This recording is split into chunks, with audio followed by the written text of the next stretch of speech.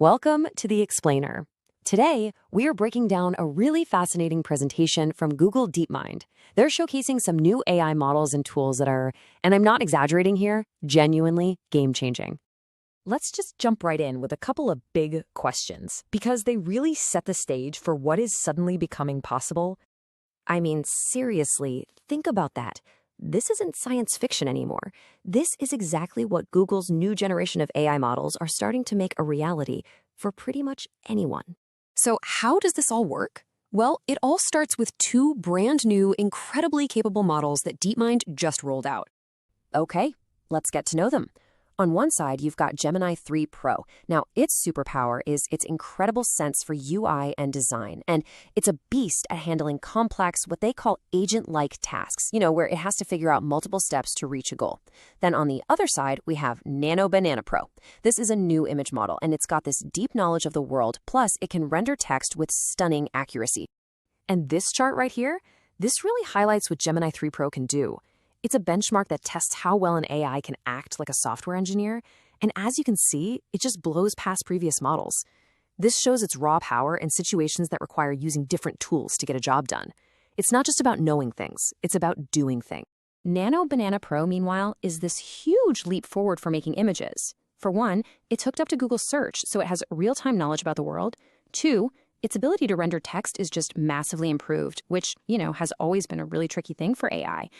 And get this, number 3, it can keep up to 14 different people looking consistent in the same picture. That's a huge deal.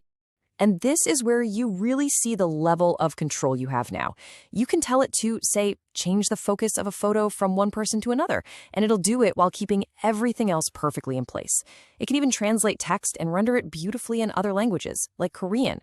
Plus, you can generate images in all sorts of aspect ratios, perfect for things like banners or wallpapers. So, you have all this incredible power, but what can you actually build with it? Let's check out a few demos where they generate some pretty complex, functional designs in just a single shot. Okay, first up, a developer took a simple screenshot of their own application, AI Studio, and just fed it to the model with this one simple prompt. And boom, the model didn't just, copy the pixels. It actually understood the request and built an entirely new feature from scratch. It just shows how fast you can brainstorm and prototype new product ideas with these tools.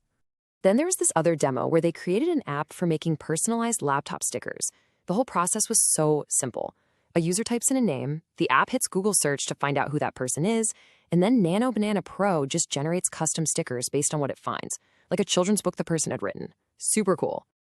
All right, so let's move on. Those examples were amazing, but they were sort of one and done. Now let's see how this tech can create more complex, interactive systems where the AI really acts like an agent, a smart assistant that understands your goals and takes action.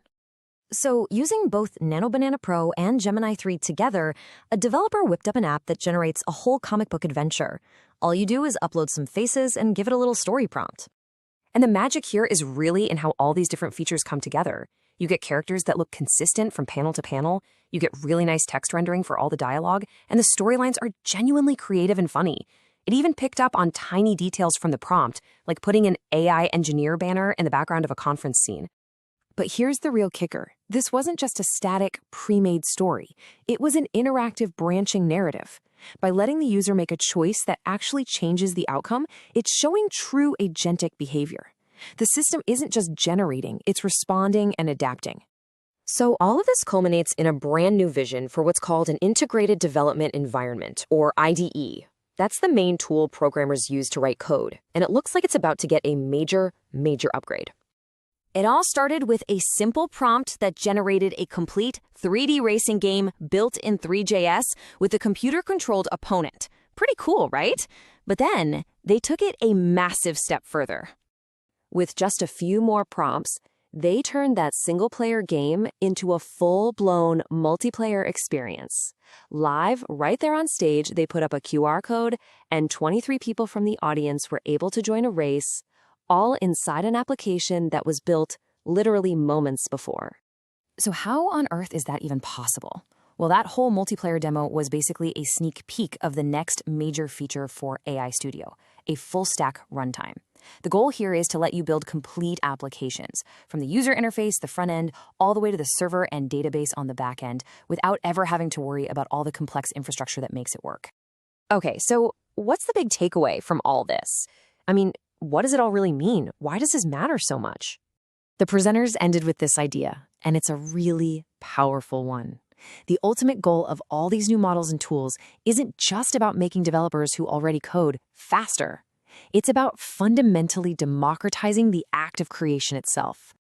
And that really forces all of us to rethink the way we do things. We're stepping into a future where the only thing you might need to build software to build the next big thing is just a single great idea. What will you create?